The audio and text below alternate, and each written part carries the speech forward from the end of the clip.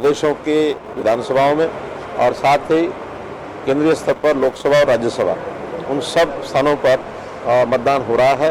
और मतदान प्रातःकाल 10 बजे शुरू हुआ था, अब लगभग 2.5 घंटे हो गए हैं। सायंकाल 5 बजे तक मतदान चलेगा और वोटों की संख्या चूँकि सीमित है, इसलिए कहीं वोटिंग में काफ़ी वोटिंग हो चुकी है, कहीं थोड़े बहुत रह गए तो वो 5 बजे तक हो जाएंगे।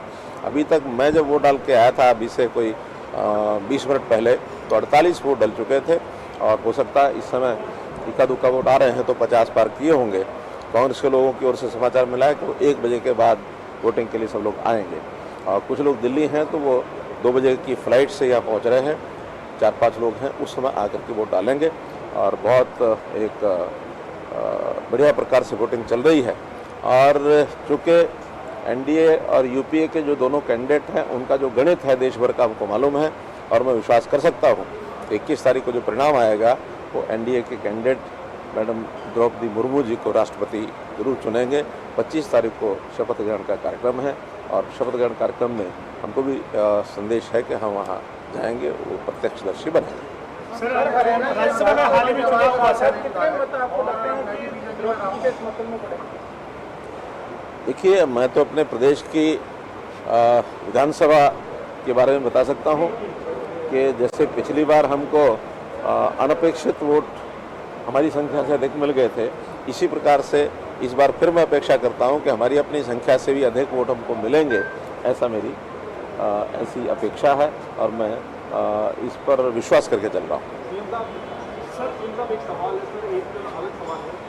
सर, अभी उपराष्ट्रपति पद के लिए सर जो उम्मीदवार बनाया गया है, आप जगदीप धनखड़ जी जो राज्यपाल थे पश्चिम बंगाल के, उनके उम्मीदवार बनाए जाने पर आप क्या कहेंगे सर? किस तरीके से एनडीए के उम्मीदवार जो राष्ट्रपति पद के? देखिए, चाहे राष्ट्रपति पद के लिए उम्मीदवार की घोषणा की गई हो और चाहे उपराष्ट्रपति के लिए, मैं समझता हूँ हमारे केंद्रीय नेतृत्व ने बहुत सोच समझ करके और बहुत प्रकार के यानी समीकरणों को ध्यान में रखते हुए और अच्छे पढ़े लिखे लोगों को और इस काम में लाए हैं। जहाँ तक उपराष्ट्रपति का विषय है, श्री जगदीप धनखड़ जी राजस्थान के रहने वाले हैं और बहुत उच्च कोटि के वकील रहे हैं, सुप्रीम कोर्ट में लगातार केसेस को करते रहे हैं। कभी कभी तो हमने भी जब वो वकील वकालत करते थे तो हरियाणा के कई इश्यूज़ में उनको हमने एंगेज किया था। बाद में वो गवर्नर जो वेस्ट बंगाल बने और उस समय भी उन्होंने एक अच्छी भूमिका निभाई है। उनके चयन से निश्चित रूप से हमारे उत्तर भारत के क्षेत्र के अंदर एक अच्छा संदेश गया है। सर, एनडीए के उम्मीदवार हैं, राज्यसभा की तरह एनडीए के पाले में रहेंगे? मैंने बताया कि मैं पूरा आश्वस्त हूँ कि जितने वोट हमको अपनी संख्या जो हमारे पास पहले से है उससे ज़्यादा वोट हमको मिलेंगे, ऐसा सुनिश्चित। सर, जो राष्ट्रपति चुने जाने के बाद महिला सशक्तिकरण की हम बात करते हैं हमेशा, क्योंकि अब ये एक अलग डायरेक्शन है दलित में, आदिवासी में, कितना आपको लगता है कि और ज़्यादा बल जो है और ज़्यादा कितना नुकसान है?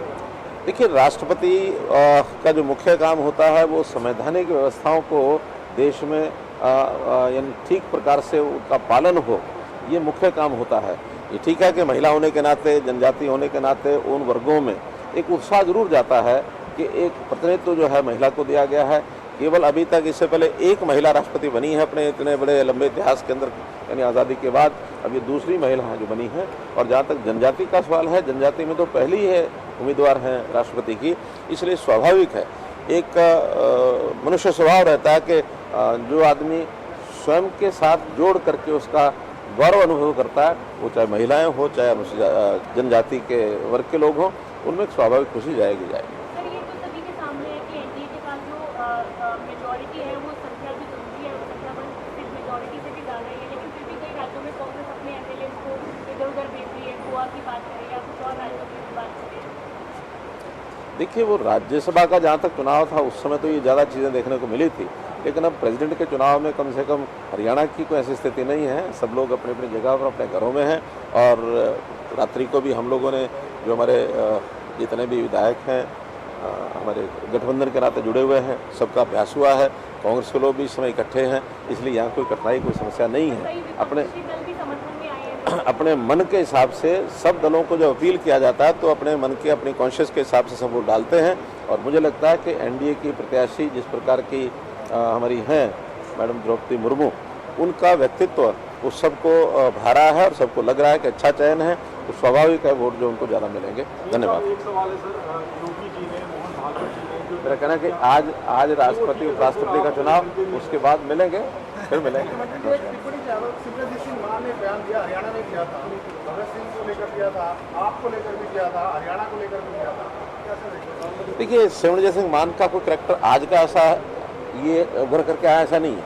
ये पहले से ही इस प्रकार के हैं। पहले भी तो आखिर एक बार लोकसभा के चुनाव जब जीत के आए थे तो उन्होंने इसी बात को लेकर के और शपथ नहीं ली थी, रिजाइन कर दिया था। अभी भी उन्होंने वही बात दोहराई है। इसलिए ये प्रकार का हमारे संवैधानिक जो पद्धति परंपरा है उसको न मानना यानी चैलेंज करना है, ये जो है कभी भी देश बर्दाश्त नहीं करेगा।